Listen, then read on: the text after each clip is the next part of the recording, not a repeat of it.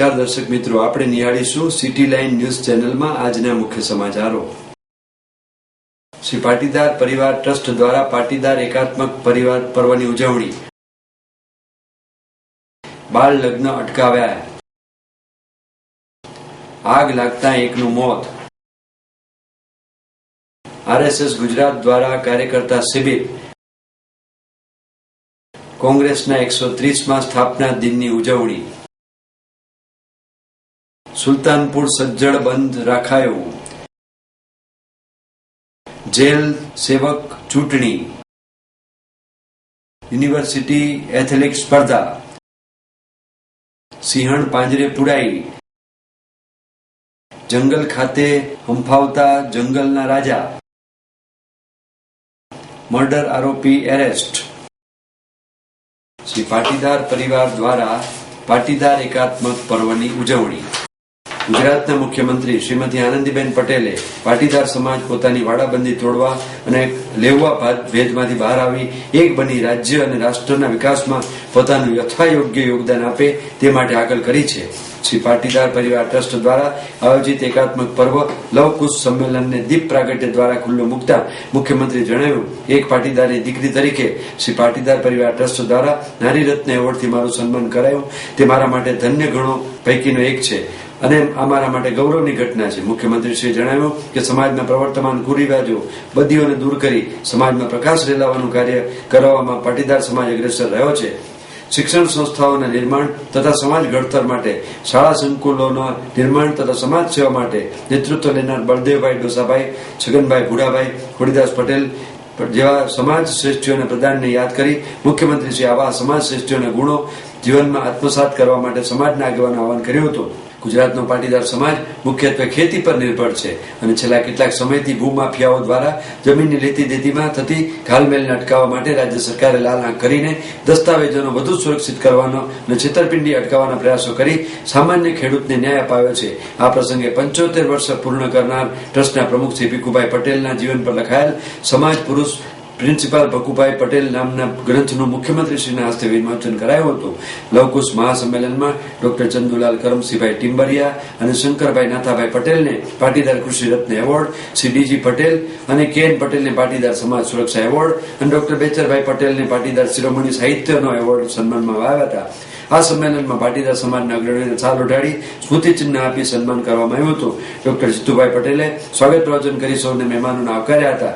જામનગરના મહંત દેવપ્રસાદ મહારાજ અને સત્યમિત્રાનંદ ગિરિજી મહારાજ ઉપસ્થિત રહી આશીર્વચન પાઠવ્યા હતા। આ સંમેલનમાં ધારાસભ્ય બાબુભાઈ પટેલ, મેયર શ્રીમતી મીનાક્ષીબેન પટેલ, પુરુષોત્તમભાઈ રૂપાલા, નરહરિભાઈ અમીન, શ્રી કૌશિકભાઈ પટેલ, શ્રી સુરેન્દ્રભાઈ પટેલ, શ્રી શંકરભાઈ પટેલ તથા કડવા લેવા પટેલ સમાજના અગ્રણીઓ તેમજ નાગરિકો મોટી સંખ્યામાં ઉપસ્થિત રહ્યા હતા। બાળ લગ્ન અટકાવ્યા। રાજકોટ સમાજ સુરક્ષા ખાતા દ્વારા વધુ એક બાળ લગ્ન અટકાવવામાં આવ્યા હતા, જેમાં વધુ એક લગ્ન કરનાર છોકરાની ઉંમર નાની હોવાથી આ બાળ લગ્ન અટકાવવામાં આવ્યા હોવાનું જાણવા મળ્યું છે। રાજકોટ સમાજ સુરક્ષા ખાતાના અધિકારીઓને માહિતી મળી હતી કે રાજકોટની ભાગોળે આજી ડેમ નજીક એક છોકરાના સમૂહ લગ્નમાં બાળ લગ્ન થવાના છે।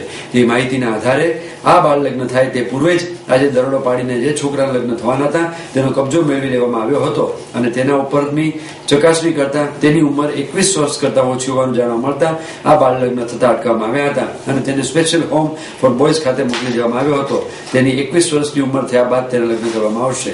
એક ફરિયાદ મળેલી હતી લેખિતમાં,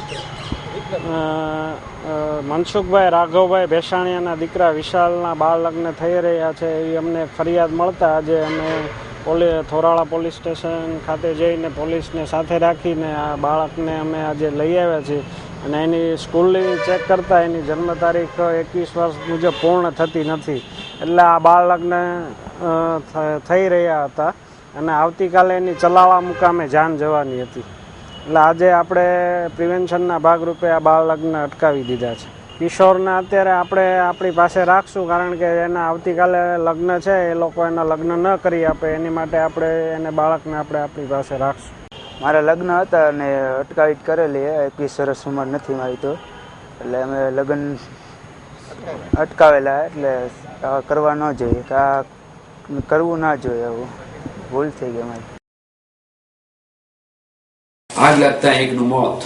સૌરાષ્ટ્રની સૌથી મોટી ગણાતી સોની બજારમાં અગાઉ પણ આગ લાગવાની ઘટનાઓ તો બની ચૂકી છે, ત્યારે આ સોની બજારમાં આવેલ રવિરત્ન કોમ્પ્લેક્સમાં ચોથા માળે 3 મજૂરો સોનું ગાળવાનું કામ કરી રહ્યા હતા, ત્યારે અચાનક જ કેરોસીનથી ચાલતી ભઠ્ઠીમાં કોઈ કારણોસર આગ ભભૂકી ઉઠતા નાસભાગ મચી ગઈ હતી. આગ લાગતા 3 પૈકી 1 મજૂરનું ઘટના સ્થળે જ મોત નીપજ્યું હતું, જ્યારે 2 ઇજાગ્રસ્તોને સારવાર અર્થે હોસ્પિટલમાં ખસેડવામાં આવ્યા હતા. ઘટનાને પગલે ફાયર બ્રિગેડનો સ્ટાફ દોડી ગયો હતો અને જરૂરી કાર્યવાહી હાથ ધરી હતી. શહેરના સૌની વિસ્તારમાં આવેલ રવિરત્ન કોમ્પ્લેક્સમાં ચોથા માળે આજે બપોરે 3 વાગે મજૂરો સોનું ગાળવાનું કામ કરી રહ્યા હતા, ત્યારે અચાનક જ નાની એવી ઓરડીમાં કેરોસીનથી ચાલતી ભઠ્ઠીમાં આગ ભભૂકી ઉઠી હતી અને 3 મજૂરો દેકારો કરવા લાગતા લોકોના ટોળા ભેગા થઈ ગયા હતા. આગ લાગી હોવાની જાણ તાકીદે ફાયર બ્રિગેડ કરવામાં આવતા ફાયર બ્રિગેડ સ્ટાફ દોડી ગયો હતો, પાણીનો મારો ચલાવી આગ પર કાબુ મેળવ્યો હતો, પરંતુ ઓરડીમાં કામ કરી રહેલા 3 મજૂરો પૈકી આસિફ શેખ નામના મજૂરનું ઘટના સ્થળે જ આગની લપેટમાં આવી જતા કરુણ મોત નીપજ્યું હતું, જ્યારે બાકીના 2 ઇજાગ્રસ્ત મજૂરોને સારવાર અર્થે સિવિલ હોસ્પિટલ ખસેડવામાં આવ્યા હતા. ઘટનાને પગલે પોલીસ કાફલો દોડી આવ્યો હતો, જરૂરી કાર્યવાહી હાથ ધરી હતી. આગ લાગી હોવાના સમાચાર વાયુવેગે ફેલાઈ જતા લોકોના ટોળા એકઠા થઈ ગયા હતા. ઘટના અંગે એ ડિવિઝન પોલીસ સ્ટેશનના સ્ટાફે જરૂરી કાર્યવાહી હાથ ધરી છે. આજરોજ બપોરના સોની બજારમાં રવિરત્ન કોમ્પ્લેક્સમાં ચોથા માળે આવેલ સોની કામની એક ઓરડીમાં 3 મજૂરો કામ કરતા હતા. દરમિયાન અકસ્માતે આગ લાગવાથી એક કારીગરનું ઘટના પર મોત નીપજેલ છે, 2 ને ઈજા થયેલ છે, જેમને સારવાર માટે સિવિલ હોસ્પિટલમાં દાખલ કરવામાં આવેલ. અમને જ્યારે અહીંયા કોલ મળ્યો કે આગ લાગી છે તો અમારા માણસો ફાયર ફાઈટર લઈને આવ્યા, ત્યારે જોયું કે ઉપર સીડી રૂમ છે અગાસીમાં, એની અંદર ભઠ્ઠીની સાથે કંઈક સોની બજારનું કામ ચાલુ હતું. એમાં એક માણસ દાઝવાના અમને સમાચાર નહોતા, પછી ગાડી ઉપર માણસો જોયું તો એક માણસ દાઝ્યો હતો અને બીજા 2 માણસો ઇન્જર્ડ થયા હતા. એના દવાખાને 108 લઈ ગયું છે અને એક ભાઈ અહીંયા અત્યારે ફેલ થઈ ગયા છે ને એનું નામ નહીં હજી ગોતવાની તપાસ ચાલુ છે. એટલે અહીંના જે આજુબાજુ લોકલ પબ્લિક છે એનું કહેવું છે કે એનું નામ આસિફભાઈ છે. RSS ગુજરાત દ્વારા કાર્યકર્તા શિબિર.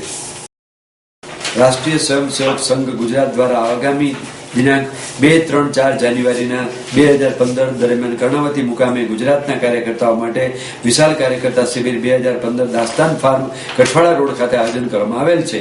ડોક્ટર જયંતિભાઈ ભાડેસિયાએ કહ્યું હતું કે ઉપરોક્ત શિબિરમાં કુલ 25,800 કાર્યકર્તાઓનું પંજીકરણ થયેલ છે. શિબિરમાં 2800 થી વધારે ગામડાઓમાંથી કાર્યકર્તાઓ ઉપસ્થિત રહેશે. ક્ષેત્રફળની દ્રષ્ટિએ આ શિબિર 170 એકરમાં રહેશે. શિબિરના સંકુલને શ્રી લક્ષ્મણરાવ ઇમાનદાર નામ આપવામાં આવ્યું છે. શિબિરને વ્યવસ્થાની દ્રષ્ટિએ કુલ 25 વિભાગો છે, જેમ કે ભોજન, પાણી, ચા, અલ્પાહાર, સ્વચ્છતા, રક્ષક વગેરે 10 નગરો, જેમાં 1150 જેટલા તંબુઓ નિવાસ માટે રહેશે, જેમાં દરેક 2 નગર વચ્ચે 1 રસોડું, એમ કુલ 5 રસોડા હશે. સુરક્ષાની દ્રષ્ટિએ 250 પ્રબંધકો ઉપરાંત CCTV કેમેરા રહેશે.